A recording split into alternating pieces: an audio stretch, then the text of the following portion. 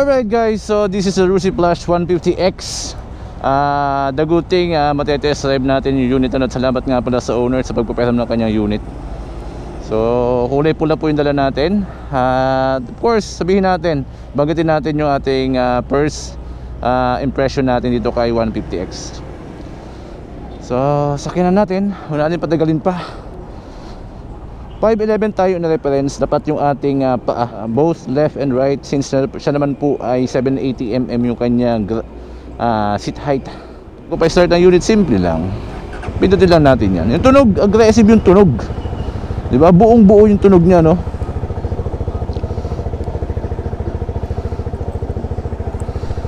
So alright, let's go.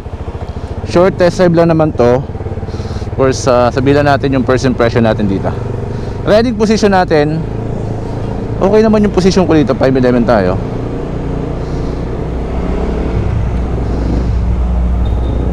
Yung preno, malakas yung preno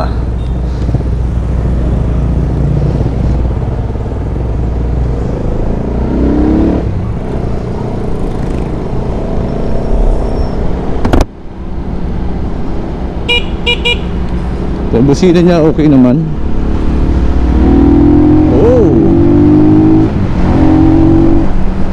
Para naka aftermarket yung pipe, kasi kinig na kinig ko yung pipe, yung tunog. Yung kanya pong throttle response accurate naman eh. Once na pinihit mo yung cylinder, talaga ang tatakbo yung unit.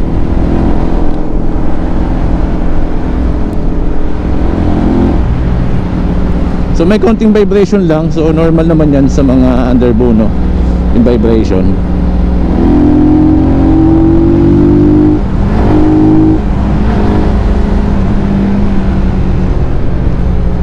Sabi kasi ni Rusi, ito po ay pumapalo ng 45 kilometers per liter yung kanyang pure consumption, since siya po ay naka pure injected. But of course, yun naman po yung laging depende sa paggamit natin ng unit, no? So kitang kita po natin yung ating odometer at yung ating speedometer, kasi kahit medyo maliit yung kanyang display ay visible, napaka-visible do. May ibubuga din yung kanyang bilis.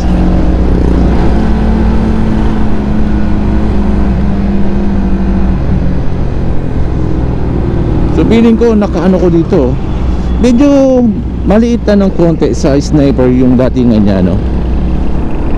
Yung kaha maliit lang. Ito loaded ang kanyang engine specs, kasi po ay naka dual overhead cam, naka 4 bulbs. So talagang quality din.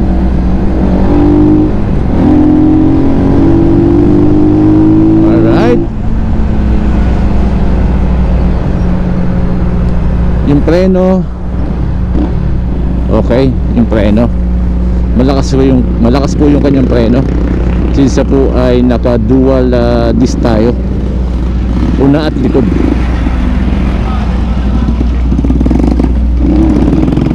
Matayan lang, medyo nanibago ako sa manual, kasi recently nakagamit natin mga scooter.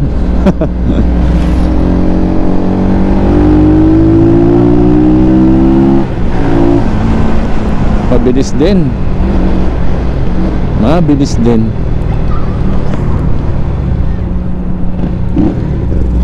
Natutuwa ako doon sa kanyang pipe, sa tunog, di ba? Lakas ang tunog, yung nabuo. So ito po ang pinakamurang underbone, sports underbone sa market, ano? At yan po ay under TLC.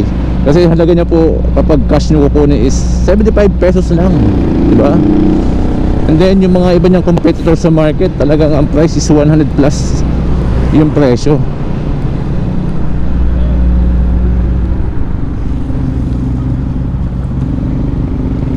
And then yung gear niya, madali, hindi siya matigas. Malambot yung gear niya.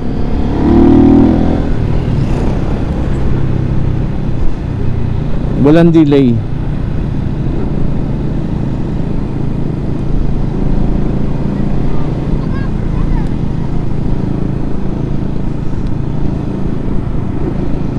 I don't know lang yung feeling kapag may backride ka, ano. Pero ako, wala akong backride ngayon.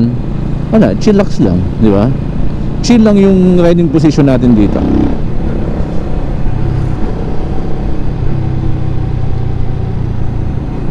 Hindi na natin ito mahahataw kasi wala tayo sa malawak na daan. At limited time lang yung meron tayo kasi ibabalik na agad po natin yung unit. Inalaw lang tayong i-test drive natin ng konti.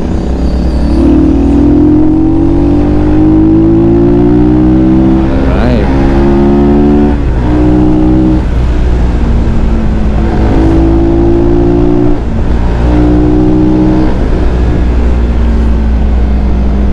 So may bubuga talaga ha, may bubuga yung kanyang makina. Hindi siya basta-basta na 150cc lang na pipitsugin pagdating sa bilis.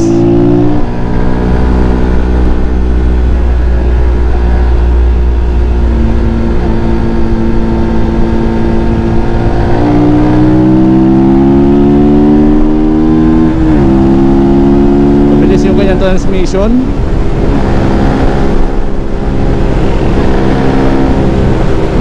Smooth din manakbo. Smooth din manakbo yung unit. Do ramdam mo talaga nga lang yung kanyang vibration, no? Kasi wala akong gloves, so ramdam mo talaga. Overtake tayo.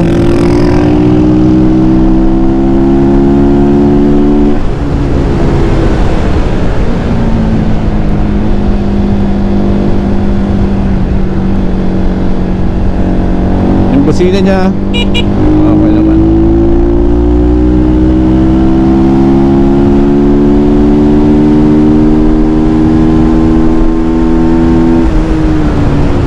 Patakbo natin ng 100 mahigit, nasa 4th gear pa lang tayo nun.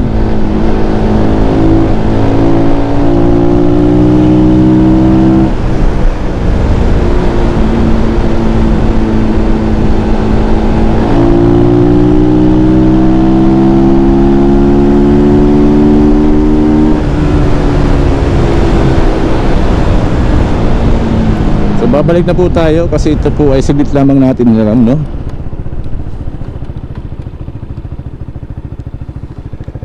Going back. At hindi naman natin ito pwedeng ihataw ng sagad at wala tayo sa racetrack.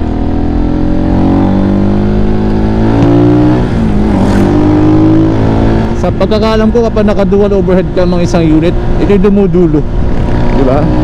Hindi natin maramdaman masyado yung kanyang arangkada, pero ito'y dumudulo kasi siya po ay dual overhead cam.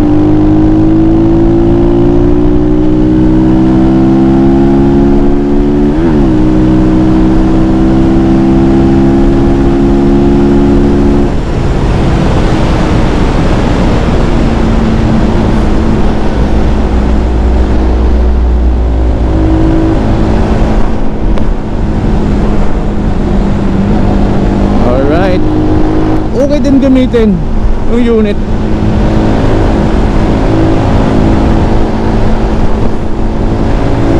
Mag 6 gear tayo para at least hindi hirap yung makina. Baga chill lang tayo.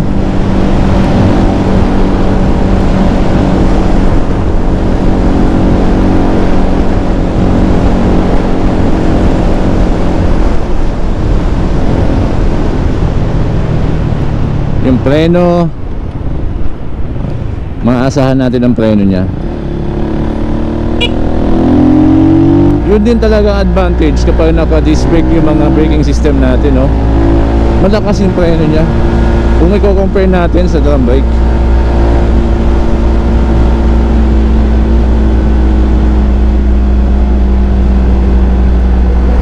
O daming aso. Wala tayong laban dyan. Hindi tayo inaabutan. Kaya lang kapag nabangga natin yan, tapos tayo dyan.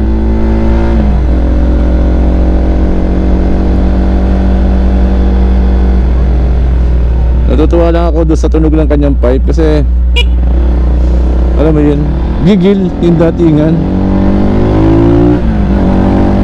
Gigil.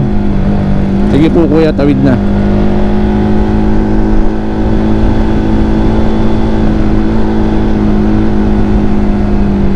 Maganda to sa cornering kasi malaki yung gulong natin sa likod.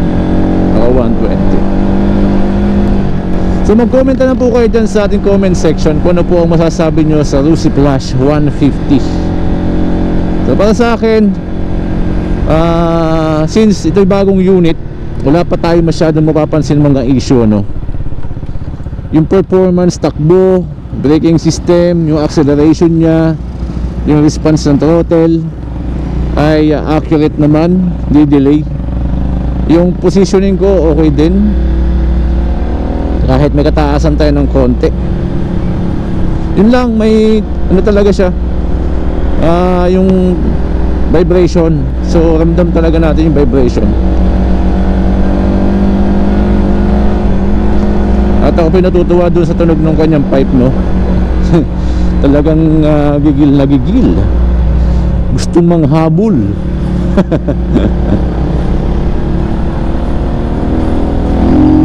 Ayun, no, talagang may bubuga din eh.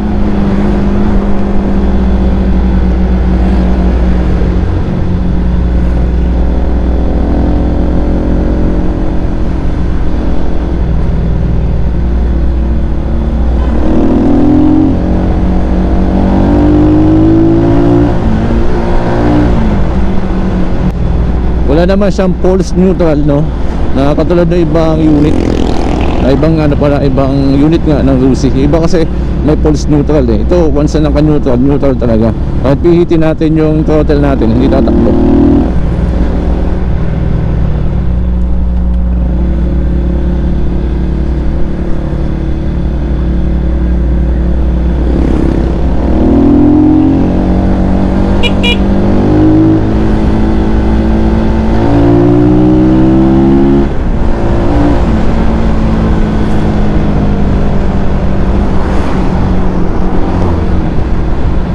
Alright.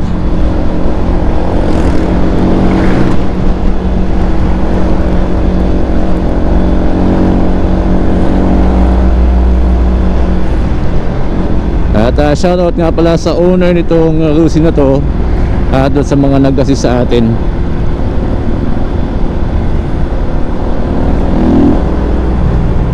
So available po ito sa Lucy Lucena for only 75,000 pesos. Kung long drive, wala itong problema, pwede. Kasi po siya po ay naka water cooled, so iwas overheat na yung makina natin. Yung driver na lang talaga ang tatanungin. Then yung fuel consumption, so depende naman sa paggamit natin yan. Kung pumalo man ito ng 45 kilometers per liter, so panalo po tayo doon. Alright, this is Blackman Moto again. Ibabalik na po natin yung unit. Ingat po tayo palagi. At ito na po, hinihintay na yung unit.